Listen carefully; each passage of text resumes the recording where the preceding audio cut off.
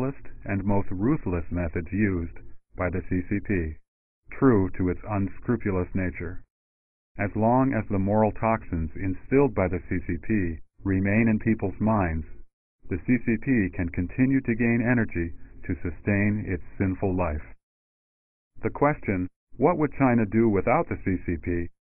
This mode of thinking fits the CCP's aim of having people reason using party logic. The decades of CCP propaganda have trained people to think of the party as their mother.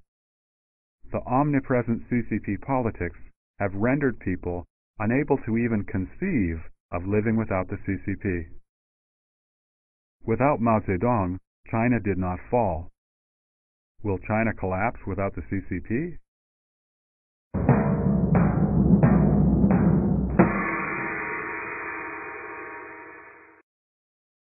The CCP's claim to legitimacy lies in the economic development over the past 20-some years. But, tracing it back throughout history, the reform in Chinese rural villages in Anhui province was initiated by the peasants themselves. The reform in the cities came from requests by business leaders to loosen government restrictions.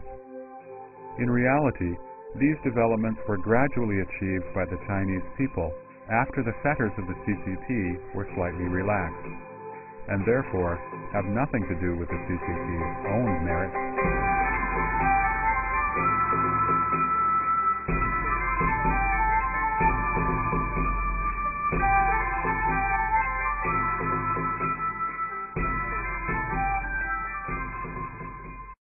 There are two supervisory systems in China.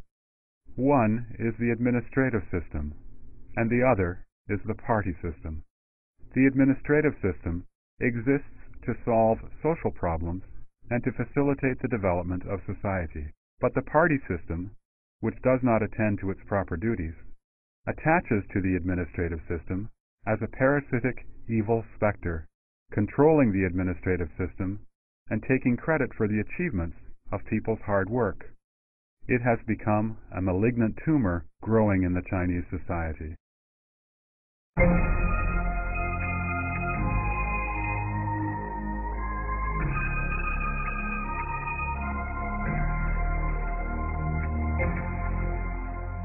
The CCP has, however, claimed this economic development as its own achievement, asking people to be grateful for it, as if none of these developments would have taken place without the CCP. We all know, though, that many non-communist countries achieved faster rates of economic growth a long time ago. The CCP attributes anything bad to reactionary forces and the ulterior motives of certain individuals, while crediting everything good to the party leadership.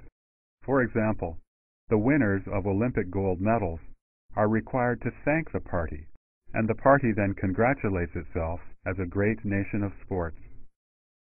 China suffered a great deal in the SARS epidemic, but the party mouthpiece, the People's Daily, reported that China defeated the virus by, quote, relying on the party's basic theory, basic line, basic principle, and basic experience, unquote.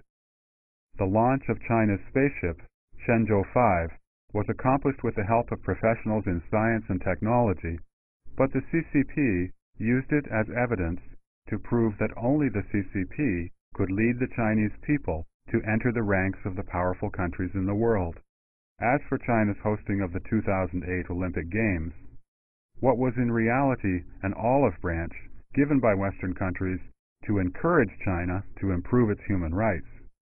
The CCP uses the Games to enhance its claims to legitimacy and to provide a pretext for suppressing the Chinese people. Even the wrongdoing that the CCP commits can be turned into something good to serve the party's purposes. In the early 1990s, for example, the selling of blood became popular in mainland China. The county and town governments made slogans such as, "If you want to be comparatively well off, just go sell your blood." Another was, "Selling blood is honorable." They contrived these slogans to encourage peasants to sell their blood. In the poor rural villages, sanitary conditions are very bad, and there is usually no medical examination prior to drawing the blood. As a result, many peasants have been infected with AIDS. In Henan province alone, hundreds of AIDS-infected villages have emerged, and about 1 million people have been infected with HIV. But the CCP has treated the spread of AIDS as a state secret and forbids investigation. A grassroots-level official even openly said, quote, "The AIDS patients are not human, they are ghosts. When they all die, the AIDS problem will be over." Unquote. When, through the great efforts of some medical workers and the international society, the truth about the rampant spread of AIDS in China could no longer be covered up, the CCP suddenly created a new identity. It carefully mobilized its propaganda machine, utilizing everyone from well-known actors to the party's general secretary, in order to falsely portray the prime culprit, the CCP, as a blessing for the patients, a destroyer of AIDS, and a challenger to disease. In dealing with such a serious life-and-death issue, all the CCP could think of was how to use the issue to glorify itself. Only a schemer as vicious as the CCP is capable of such ruthless behavior, brazenly and underhandedly taking credit and utterly disregarding human life.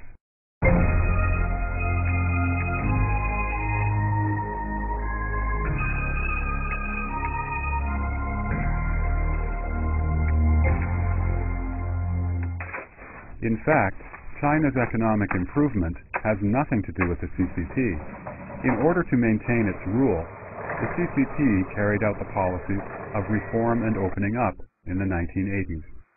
Its eagerness for quick success has placed China at a disadvantage, termed by economists as the curse of the latecomer. The concept of the curse of the latecomer, or as some other scholars call it, the latecomer advantage, refers to the fact that underdeveloped countries, which set out late for development, can imitate the developed countries in many aspects.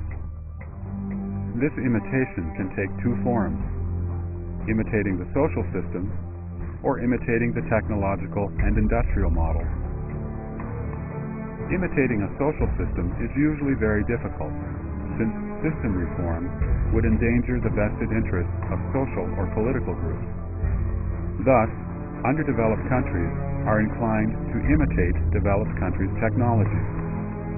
Although technological imitation can generate short-term economic growth, it may result in many hidden risks or even failure in long-term development. It is precisely the curse of the latecomer, a past failure, that the CCP has followed. Over the past 2 decades, China's technological imitation has led to some achievements, which have been taken by the CCP for its own advantage, in order to prove its legitimacy and to enable it to continue to resist political reform that would undermine the CCP's own interests. Thus, the long-term interests of the nation have been sacrificed. In comparison, since abandoning communism, Russia has carried out economic and political reforms. After experiencing a short period of agony, it has now embarked on a path of rapid growth and development. From 1999 to 2003, Russia's GDP